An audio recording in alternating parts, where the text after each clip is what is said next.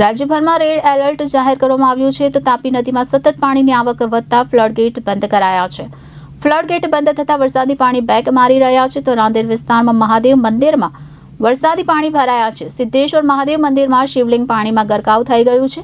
મહાદેવ મંદિરના પરિસરમાં ઘૂંટણ સુધીના પાણી ભરાયા છે તો શહેરના નીચાણવાળા વિસ્તારમાં ગટરિયા પાણી ભરાઈ રહ્યા છે। ગુજરાત રાજ્યમાં છેલ્લા એક સપ્તાહથી વિવિધ વિસ્તારોમાં હળવાથી મધ્યમ તો ભારેથી અતિ ભારે વરસાદ વરસી રહ્યો છે। ત્યારે ગત રોજથી રાજ્યભરમાં મેઘરાજાએ ધડબડાટી બોલાવવાની શરૂઆત કરી દીધી છે। ત્યારે વહેલી સવારથી જ રાજ્યના વિવિધ જિલ્લાઓમાં અત્યંત ભારે વરસાદ પણ વરસી રહ્યો છે અને કેટલાક જિલ્લામાં પૂરની સ્થિતિ પણ સર્જાઈ છે।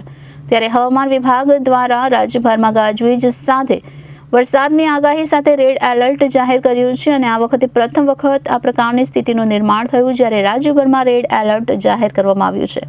તો તાપી નદીમાં પણ સતત પાણીની આવક વધતા ફ્લડગેટ બંધ કરાયા છે અને ફ્લડગેટ બંધ થતા વરસાદી પાણી બેક મારી રહ્યા છે। ત્યારે રાંદેર વિસ્તારમાં મહાદેવ મંદિરમાં વરસાદી પાણી ભરાયા છે તો સિદ્ધેશ્વર મહાદેવ મંદિરમાં શિવલિંગ પાણીમાં ગરકાવ થઈ ગયું છે।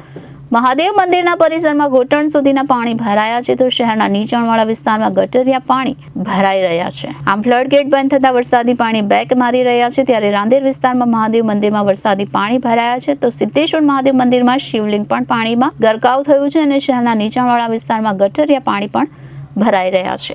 Bureau report Janadesh news, Surat.